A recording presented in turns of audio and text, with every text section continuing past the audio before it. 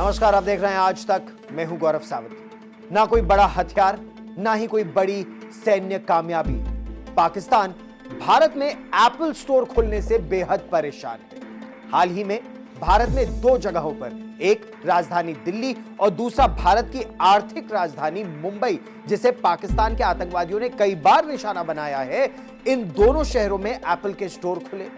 ऐसे में इसको लेकर पाकिस्तान की जो आवाम है, पाकिस्तान की जो जनता है, उसने अपनी ही सरकार के खिलाफ एक तरह से मोर्चा खोल दिया। सोशल मीडिया में पाकिस्तान के लोग अब इस बात को साफ साफ कह रहे हैं, लिख रहे हैं कि भारत के सामने अब पाकिस्तान खड़ा ही नहीं हो सकता। पाकिस्तान तुलना में अब है ही नहीं।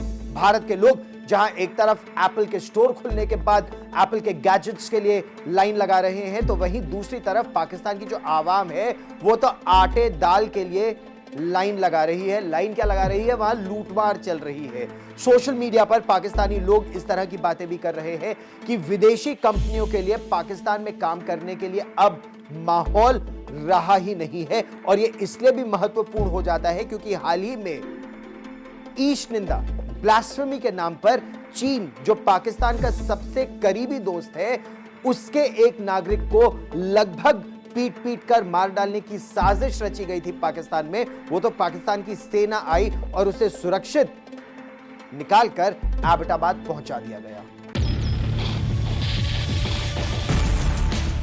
हाल ही में भारत में एप्पल स्टोर खोलने को लेकर खूब चर्चा हुई। एक दिल्ली में और एक मुंबई में एप्पल के 2 स्टोर खोले गए हैं और ऐसे में इस स्टोर के खोलने से पाकिस्तानी जनता ने अपनी ही सरकार के खिलाफ मोर्चा खोल दिया है। शहबाज शरीफ सरकार के खिलाफ पाकिस्तानी जनता ने बड़ा विद्रोह छेड़ दिया है। आपको बताएं तो भारत में इन दिनों जब भी कुछ नया विकास का काम हो रहा है, पाकिस्तानी जनता अपनी ही सरकार को कोस रही है और ऐसा ही कुछ एप्पल स्टोर के खुलने के बाद भी हुआ। भारत में एप्पल स्टोर खुलने के बाद पाकिस्तान के लोगों का कहना है कि एक तरफ पाकिस्तान की जनता आटे के लिए लाइन में लग रही है, तो वहीं दूसरी ओर भारत में लोग एप्पल स्टोर के सामने एप्पल के गैजेट्स के लिए लाइन लगा रहे हैं। सोशल मीडिया पर लोगों ने इसको लेकर शहबाज शरीफ सरकार के खिलाफ पोस्ट करने शुरू कर दिए हैं। पाकिस्तानी लोगों ने अपनी ही सरकार को कोसना शुरू कर दिया है। एक पाकिस्तानी युवक ने ट्विटर पर ट्वीट करते हुए लिखा कि भारत ने अपने यहाँ विदेशी निवेशकों के लिए अनुकूल माहौल बनाया है। इतना ही नहीं, अब खुद पाकिस्तानी ये कह रहे हैं कि हम भारत की तुलना में कहीं भी खड़े नहीं होते हैं। एक यूजर ने अपने ही देश पर तंज कसते हुए कहा कि मुंबई में पहला एप्पल स्टोर खोलने पर भारतीय जश्न मना रहे हैं और वहीं पाकिस्तान अपने चिड़ियाघरों में जानवरों की देखरेख तक नहीं कर पा रहा है। आपको बताएं तो पाकिस्तानी लोग अब धर्म के नाम पर पाकिस्तान में हो रही घटनाओं और जनता को बरगलाने वाली पाकिस्तानी साजिश को समझ चुके हैं। पाकिस्तानी लोग भी अब ये मानने लगे हैं कि पाकिस्तान में जैसे हालात हैं, ऐसे में वहां काम करना दूसरे देशों के लोगों के लिए बेहद चुनौती भरा होता जा रहा है। हाल ही में स्वीडन ने पाकिस्तान में अपना दूतावास बंद कर दिया था, तो वहीं दूसरी ओर पाकिस्तान में एक चीनी नागरिक को ईश निंदा के आरोप में गिरफ्तार कर जेल में डाल दिया गया है। आपको बताएं तो चीन ने भी पाकिस्तान से अपना व्यापार बंद कर अपने नागरिकों को वापस बुलाना शुरू कर दिया है। ऐसे में दुनिया में भारत की बढ़ती अहमियत और विकास को देख पाकिस्तानी लोग भी भारत की तारीफ और पाकिस्तान और उसकी सरकार की निंदा कर रहे हैं। पाकिस्तान के विदेश मंत्री बिलावल भुट्टो जरदारी शंघाई सहयोग संगठन यानी शंघाई कोऑपरेशन ऑर्गेनाइजेशन की बैठक में भाग लेने के लिए भारत आने वाले हैं। ऐसे में बिलावल भुट्टो जरदारी के भारत दौरे से पहले पाकिस्तान में एक के बाद एक बड़े खुलासे हो रहे हैं। दरअसल पाकिस्तान के पत्रकार हामिद मीर ने एक बड़ा दावा किया है। हामिद मीर ने यह कहा है कि पाकिस्तान के पूर्व थल सेना अध्यक्ष जनरल कमर जावेद बाजवा ने पाकिस्तान के करीब 20-25 बड़े पत्रकारों को बुलाया, जहां कोर कमांडर्स की बैठक होती है, वहां पर मीडिया की ब्रीफिंग की और यह कहा कि पाकिस्तान के पास जो टैंक है, जो तोपें हैं, वो लगभग बेकार है, क्योंकि पाकिस्तान की आर्थिक स्थिति इस समय यह है कि पाकिस्तान के पास अपने टैंकों में डीजल तक डलवाने के पैसे नहीं है। तो भारत से समझौते के अलावा, भारत के साथ शांति के अलावा पाकिस्तान के पास कोई विकल्प बचा ही नहीं है। इतना ही नहीं, हामिद मीर का ये जो वायरल वीडियो है, वो ये भी कहते नजर आए कि जनरल कमर जावेद बाजवा ने नियंत्रण रेखा पर युद्ध विराम के साथ कश्मीर पर भारत के साथ एक सौदा कर लिया, और ऐसा सौदा जिसमें हामिद मीर के मुताबिक भारत के प्रधानमंत्री नरेंद्र मोदी को एक बड़े दौरे पर पाकिस्तान जाना था। वो भी अनुच्छेद 370 हटने के बाद, यानी 2019 में 370 हटा और 2021 में पाकिस्तान चाहता था कि प्रधानमंत्री नरेंद्र मोदी पाकिस्तान का दौरा करें। हम आपको यह बता दें कि पिछले कुछ दिनों में पाकिस्तान में इस तरह के दावे पहले भी होते आए हैं कि पाकिस्तान की सेना ने ही कश्मीर के लोगों को और कश्मीर के इंटरेस्ट को दांव पे लगा दिया या एक तरह से उस पर सौदा कर दिया। लेकिन सच्चाई यह है कि पाकिस्तान ये जानता है कि वो युद्ध में भी हार चुका है, आतंक भी पाकिस्तान का हार गया और अब आर्थिक रूप से भी पाकिस्तान बौना बन गया है। देखिए ये रिपोर्ट।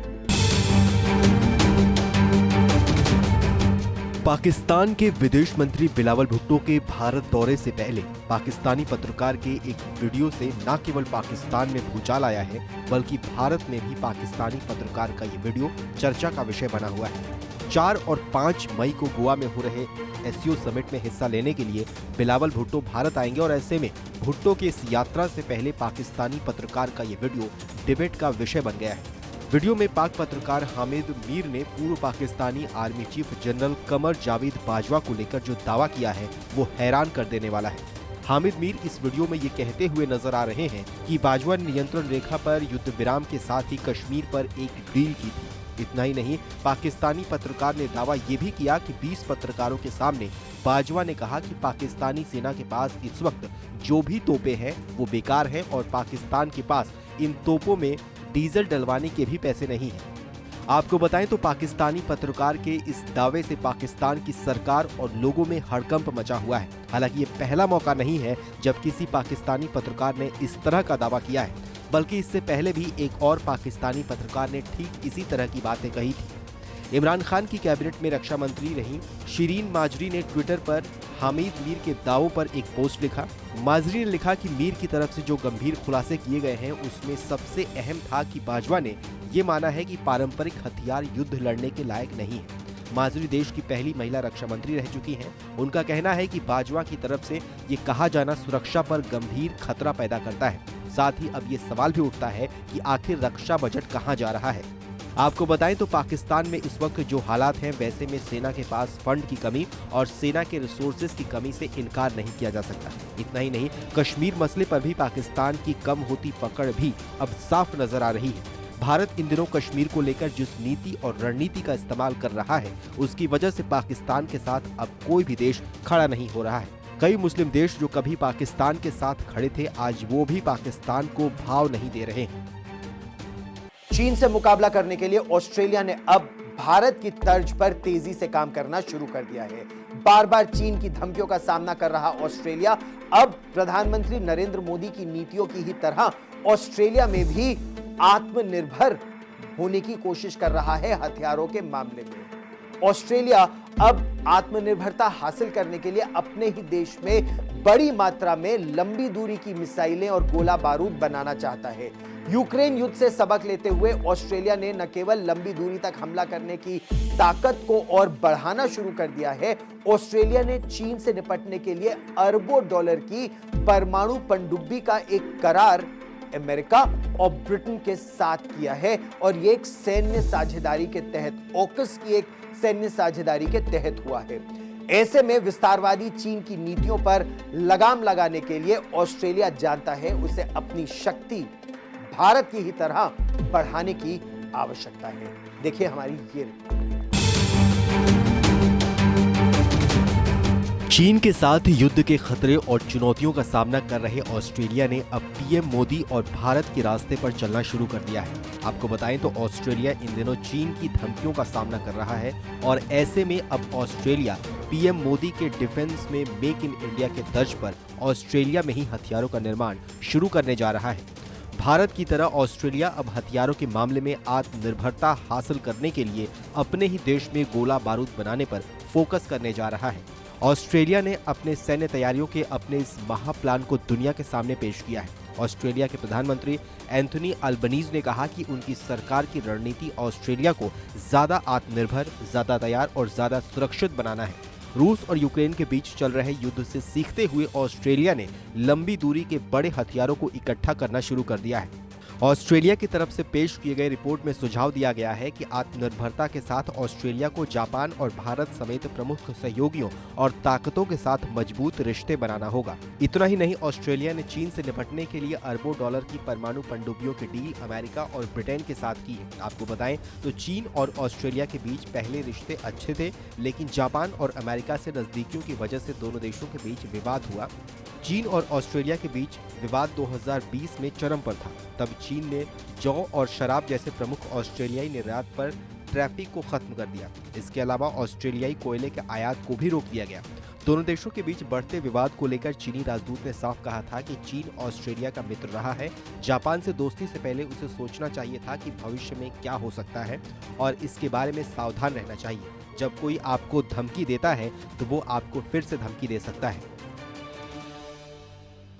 हमारा ये वीडियो आपको कैसा लगा? अगर आपकी इस पर कोई राय है तो कमेंट बॉक्स में जाइए और हमें अपनी राय जरूर बताइए। उसी से हम और सुधार भी ला पाएंगे। और देश और दुनिया की ताजा खबरों के लिए न केवल देखते रहिए आज तक, बल्कि सब्सक्राइब कीजिए आज तक।